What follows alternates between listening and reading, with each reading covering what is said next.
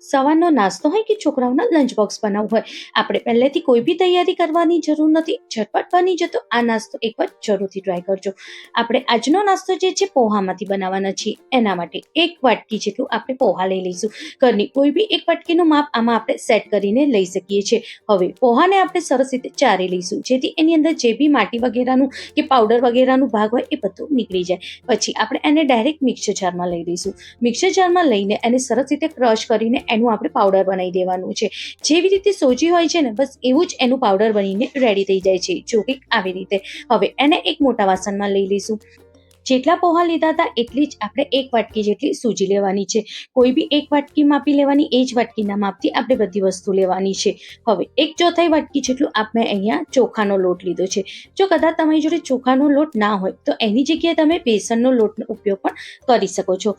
2 medium સાઇઝના બટેકાને આપણે એકદમ ઝીણું કદુકસ કરી દેવાનું છે અને પાણીમાંથી સરસ રીતે નિતારીને આપણે આમાં મિક્સ કરવાનું છે. હવે મેં અહીંયા 2 થી 3 લીલા મરચાં લીધા છે, એકદમ ઝીણા સમારી લીધા છે. 4 થી 5 કડી પત્તાને પણ એકદમ ઝીણું સમારી લીધું છે. નાનો કટકો આદુને પણ એકદમ ઝીણું સમારીને લેવાનું છે. થોડી કોથમીર આપણે ઉમેરીશું, લગભગ અડધી વાટકી જેટલી. હવે મેં અહીંયા મીઠું આપણે સ્વાદ મુજબ ઉમેરવાનું છે. આપણા ટેસ્ટની અકોર્ડિંગ આપણે આમાં ઉમેરી શકીએ છીએ. 1 ચમચી જેટલું જીરું ઉમેરવાનું છે.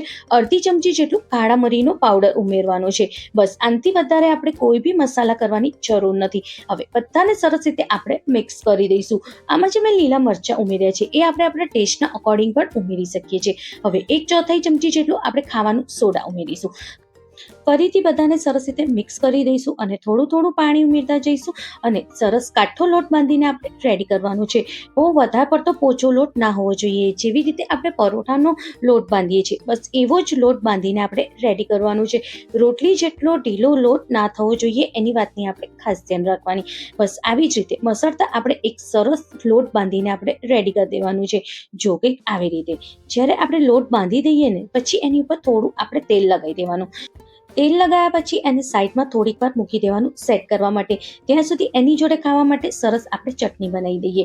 ચટણી બનાવવા માટે મેં અહીંયા 1 વાટકી જેટલું નારિયેળની છીણ લીધી છે. તમે ઝીણી મોટી જેવી છીણ લેવા માંગતા હો લઈ શકો છો. 1/4 વાટકી જેટલું મેં અહીંયા દાળિયા લીધા છે. દાળિયાની જગ્યાએ તમે સિંગનો ઉપયોગ પણ કરી શકો છો. 4 થી 5 નાના કટકા આંબલીના ઉમેરીશું. 1 થી 2 લીલા મરચાં ઉમેરવાના છે.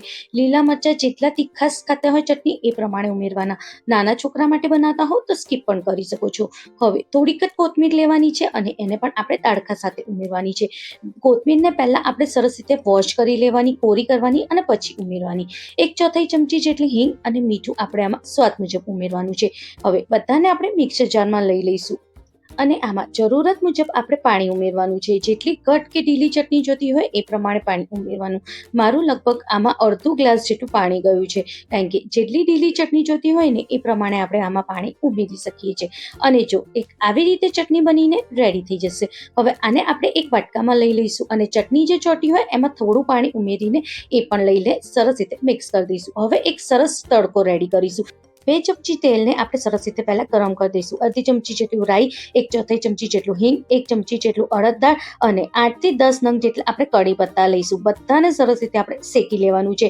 જ્યારે રાઈ સરસ રીતે શેકાઈ જાય અને અડદની દાળનો કલર બદલાઈ જાય પછી આપણે એને ચટણીની ઉપર આવી રીતે ઉમેરી દેવાની છે.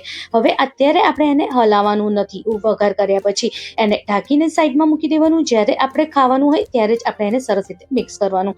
ત્યાં સુધી આપણો લોટ પણ સરસ રીતે સેટ થઈ ગયો હશે. હાથ ઉપર થોડું તેલ લગાવી દઈશું અને થોડું ભાગ લઈને આવી રીતે હાથ ઉપર મસળીને 2 હથેળીની વચ્ચે એને દબાઈને કંઈક એને વડા જેવું શેપ આપી દેવાનું છે.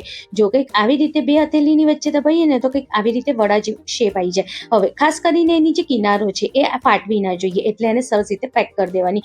હવે આપણે એને મેદુવડાનું શેપ આપવાનું છે, તો આપણે આંગળીની મદદથી પણ એને મેદુવડાનું શેપ આપી શકીએ છીએ. બસ આવી જ રીતે બધા વડાને આપણે બનાવીને રેડી કરી દેવાનું છે. બહુ ટાઈમ નથી લાગતું, ઝટપટ આ નાસ્તો બની જાય. આવી જ રીતે બધા વડાને પહેલા આપણે બનાવી દઈશું અને એક થાળીમાં મૂકી દઈશું. પછી આપણે તેલને ગરમ કરવા મૂકવાનું છે, કારણ કે એને તળતા બહુ વાર નથી લાગતી.